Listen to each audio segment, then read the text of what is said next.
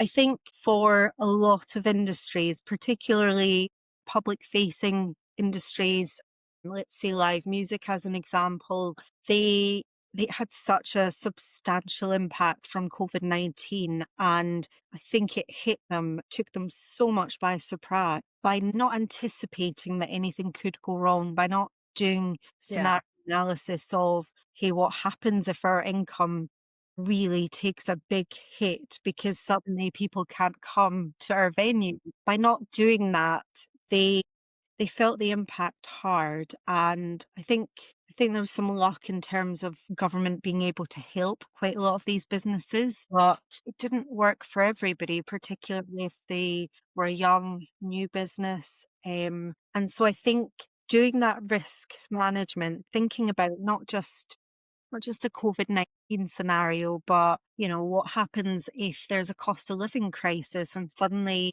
you've got this premium product, but people are being really tight with their money. Yeah. How does that impact you? Can you diversify? Can you look at perhaps providing it as a service, or can you rent your product? Or it's about thinking things through differently and doing that scenario analysis, thinking about the worst case scenario of what could go wrong Yeah. really helps you think about, okay, if this did happen, if our income dropped by 50%, how do we keep going? And I think there's a real value to that, but also in doing that, you might identify new value propositions, which is the Yeah. upside of it as well. I Wow, that's amazing. I think like you rightly mentioned that many companies they were not prepared when COVID hit, and the companies who survived were better prepared. How can looking at risks and opportunities help businesses make better decisions? Yeah, so gosh, there's lots of examples I could give here. I might give the most obvious one actually. Early 2020, we were all with this huge event that was COVID-19. And nobody knew it was coming. Nobody knew how to deal with it instantly. The companies that dealt with it best were the ones who had really strong risk management, and they didn't have COVID-19 on their risk register. Let's be straight about that. But they had business continuity and resilience on Yeah. their register. Yeah. In the event all our staff cannot come to the office, what do we do? And it's all set out in processes and procedures to mitigate that risk so it doesn't impact their business. For me, we all had laptops, we had a business continuity plan in place, we all went to work from home, and it was fine because we had that good risk management. I think for a lot of industries, particularly public facing industries, let's say live music as an example, they had such a substantial impact from COVID-19, and I think it hit them, took them so much by surprise by not anticipating that anything could go wrong, by not doing Yeah. scenario analysis of, hey, what happens if our income really takes a big hit because suddenly people can't come to our venue. By not doing that, they they felt the impact hard, and I think there was some luck in terms of government being able to help quite a lot of these businesses, but it didn't work for everybody, particularly if they were a young, new business. And so I think doing that risk management, thinking about not just a COVID-19 scenario, but, what happens if there's a cost of living crisis and suddenly, you've got this premium product, but people are being really tight with their money. Yeah. How does that impact you? Can you diversify? Can you look at perhaps providing it as a service, or can you rent your product? Or it's about thinking things through differently and doing that scenario analysis, thinking about the worst case scenario of what could go wrong Yeah. really helps you think about, okay, if this did happen, if our income dropped by 50%, how do we keep going? And I think there's a real value to that, but also in doing that, you might identify new value propositions, which is the Yeah. upside of it as well. I Wow, that's amazing. I think, like you rightly mentioned, that many companies they were not prepared when COVID hit, and the companies who survived were better prepared. And yeah, so I think there are companies, firms, be it small firms or big organizations, they should do their proper risk management. When a time like this hit, it was a natural calamity. You just can't predict, and yeah, it impacted worldwide. Like yes, I was just going to say risk management is when I go into a meeting to talk about risk management, you just kind of feel the enthusiasm of the room kind of fall. yeah. And I quickly turn it around. I think when people hear risk management, they think, oh, this boring thing, this bureaucratic thing. Why do we have to do this? And number one, why do you have to do it? Because if you are seeking investment or funding, they're going to ask for it. Number two, it is a valuable tool. And if COVID taught us anything, anticipating what might happen, putting processes and procedures in place to say, okay, how might we be able to respond to this?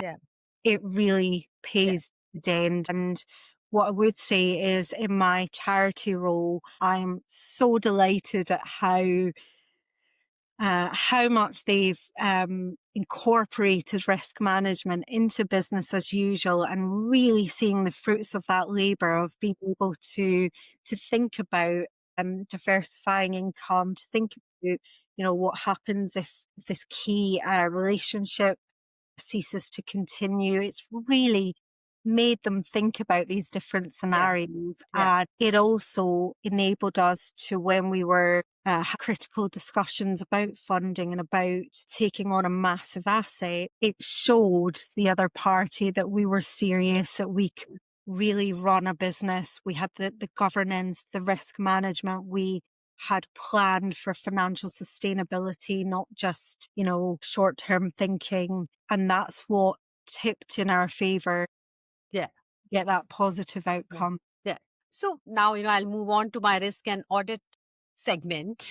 So, Oh, from a risk and audit perspective, why is sustainability risk becoming a bigger factor for investors and funders? great question. There has previously, you'll have seen this as part of the MBA studies. So there's previously been a very short-term focus of investors and funders and businesses, and really thinking about the profit, and not thinking much beyond that. However, I think the tides have really changed in that people are recognizing that for that long-term success, you have to be thinking about the future. And uh, a lot of that has to do with climate, with environmental risks, with social risks, opportunities, impacts as well. Now, there are some very financial driven reasons for this. And things like if you rely on nature to create a product, for example, if you make products made from wood and there are no trees left, well, Yeah, where are you going to make your products? If yeah, there's wildfires that yeah, are taking out the forests that you use, that's going to impact on your business. And there's a whole field looking at stranded assets, and it's really hitting the insurance industry as well, because do they want to be insuring some of the types of business? That's not my expertise, so I'm going to stop there. I think people are starting to see, like I say, that business case that in doing the right thing, it yeah, actually in the long term yeah, leads to a better bottom line, to financial success. More customers are asking, you know, who made my clothes? Fashion revolution, yeah, really pushing for questioning and challenging, yeah, who just legitimizing fast fashion and people working for like 50 pence a day to yeah, create the clothes that we wear and throw away. yeah, And I think the consumer drive for that is really important as well. So yeah, there's a real cost involved with sustainability, with climate risk, yeah, thinking about, these extreme weather conditions that impacts on your business, but also the costs of making sure that you're mitigating against those risks for that as well. So yeah, Better late than never. Yeah. It is good to see that it is people are having these conversations now, and Yeah. investors are driving the need for Yeah. better risk management of sustainability risks. Yeah. Right. So, speaking of risks, you are bringing some data on fraud losses today. Yeah, Imagine. What yeah. do these numbers tell us about the current landscape? All right. So, the most recent numbers I could find, bearing in mind there's a bit of a time lag from this. When you talk about fraud, we're talking about the actual crime of Yeah. fraud, which is very much defined in legislation, as opposed to what is under the iceberg, Okay. because so much of fraud Yeah. doesn't come to the surface. Yeah. And the last figure I could get was £2.3 billion was lost in 2023 to fraud. Wow. 2.3 billion. That's a Yeah. lot.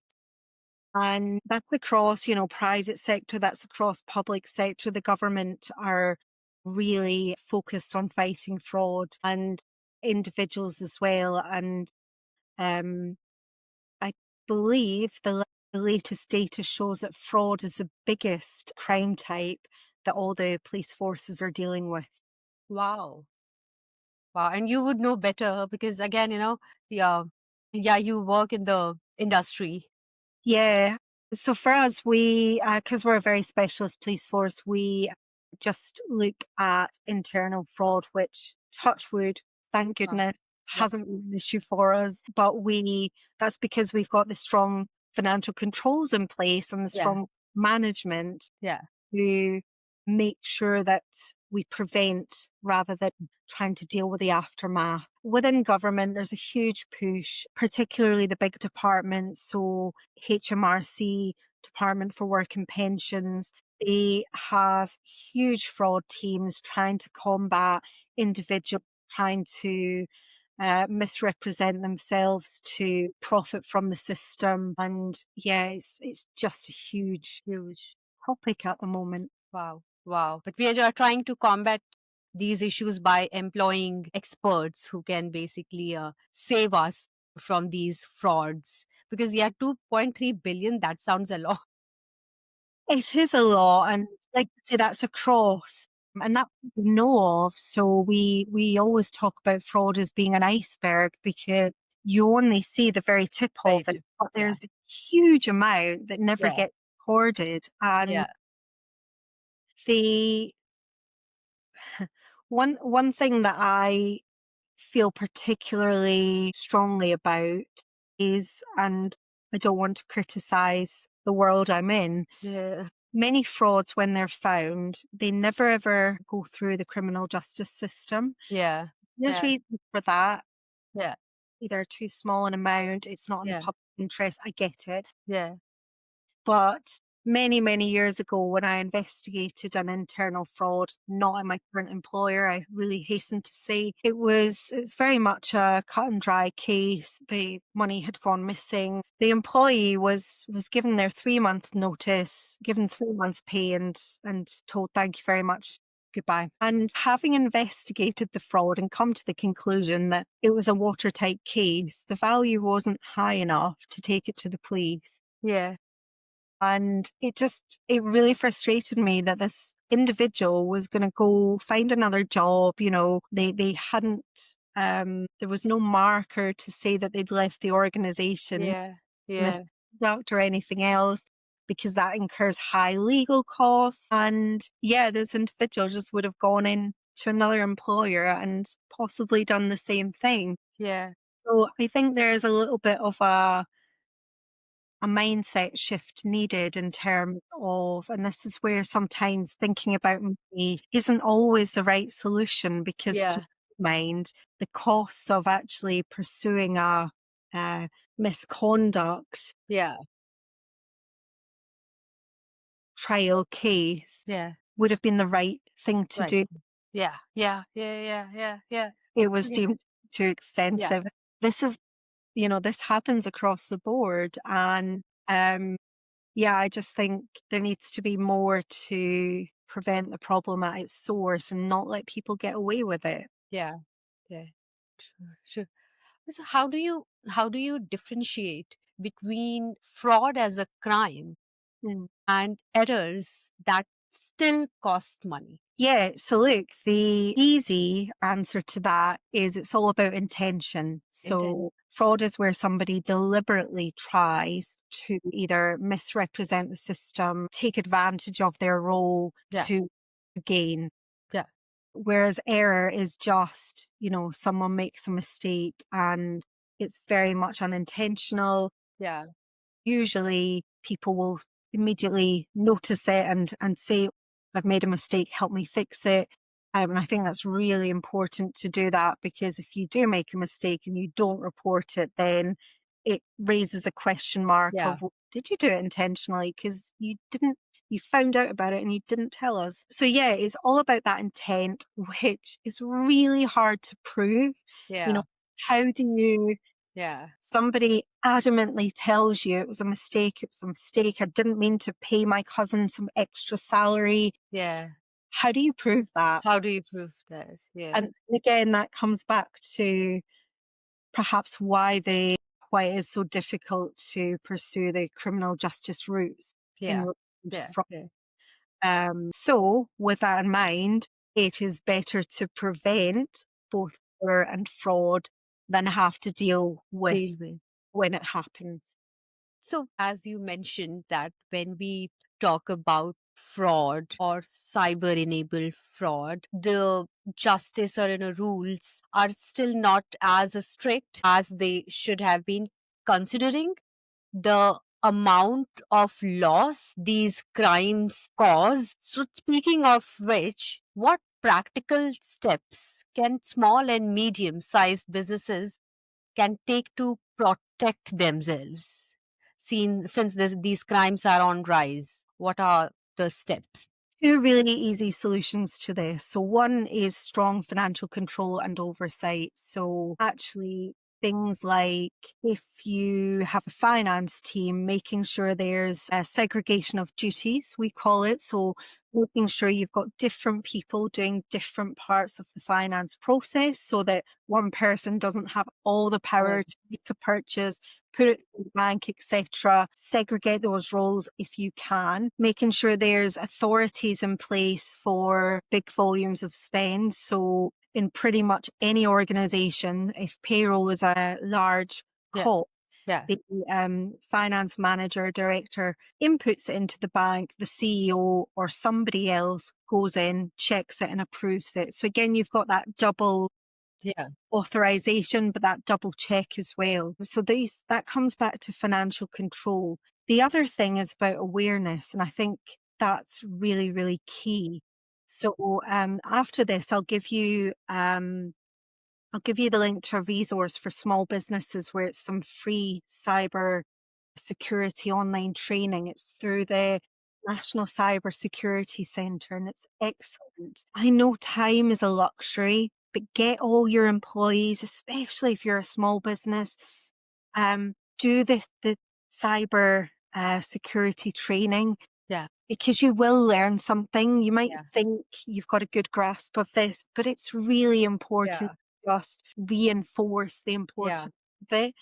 Um, I think as well, particularly for older people, dare I say, making sure that you relay that knowledge to them. yeah, I was sat beside my dad recently and he got a message. It's your daughter here. I desperately need some money. Can you wire some money? And he next to me. You need some money, Linz. But unfortunately you do see a lot of yeah. particularly older Older people people. fall victim to scams like that. Yeah, It pulls on your emotions, doesn't it? If yeah. you think your child is in need. There's a need. And so I think it's really, really important to keep on top of learning about cyber threats, scams. Deep fakes is another area that's really coming into the fore. It's an area I've asked my board members to really get to grips with. Some of it sounds incredulous when you hear the stories of where a deep fake has enabled fraud. But if you don't know about it, if you're not aware of the Yeah, risks, then yeah, yeah. It's a Yeah, huge gap. true, true. And I think I fully agree with you on the point that you made, which was having training or awareness is very important because you can't identify any flags, red flags, or any risks unless you yourself is aware about how things takes place. Like you just gave the example of your father because he got panicked, but thank God he gave you a call right away. Do you need money? Just imagine if he just had transferred that money, and you kind of, again, financial loss is something you kind of get scarred for the life. Yeah, It actually does impact you mentally. So yeah, so I wanted to basically, for not even for SMEs or firms, I think individuals as well, they should have these trainings and awareness, because as these crimes are going on the rise, I think it's I public should take some responsibility of getting aware of these things and all. Yeah. yeah. There's so much to think about. Particularly deep fakes is something I'm interested in. And I learned that even by doing a podcast, even just by answering your phone, cyber criminals can basically use that to create a deep fake. So tell my dad to beware if my voice is public. Yeah. And so, yeah, I don't even answer Yeah. phone calls. Yeah. Hello is all you'll get from me until I validate who it is. If it's someone pretending to be a bank or something important, I say, do you know what? I'm going to give you a call back. I don't know who you are from Adam, but I'm going to phone the actual number on my debit card, Yeah. make sure I'm talking to the right person. Identity fraud is another area that, again, it can be really scarring with the cyber enabled fraud. So this happened to me actually. So I Okay. tell a story. Yeah.